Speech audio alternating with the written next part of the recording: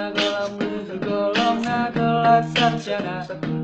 mangon ya gusanyong takon golong gawe sudah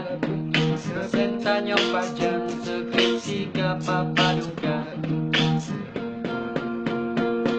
cewek ngona duetingnya dingin mencong muda misengkut sabe bedi mahasiswa suha jauh kampus jarang temen kawan lama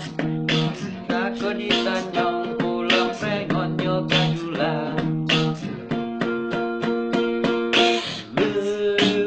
mau anak muda harapan pegahaba mau anak muda supaya pikir gimana cara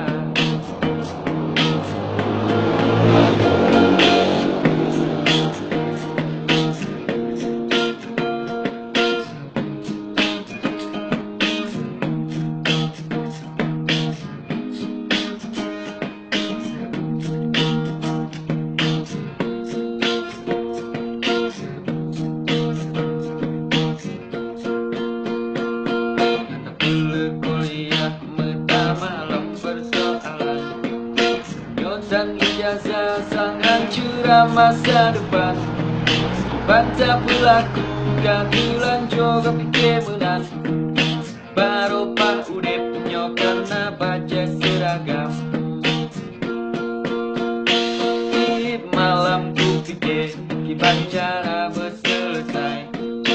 SKS golong sip skripsi golong proposal sama sakit ulen terus telepon mbak calon tuan nyohan lu konyo anelon bele kalama lu mau anak muda harapan apa gahaba lu mau anak muda supaya pikir gimana cara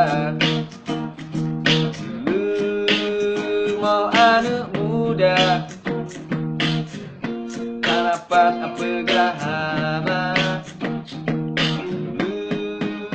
mau anak muda supaya pikir gimana cara supaya pikir gimana cara supaya pikir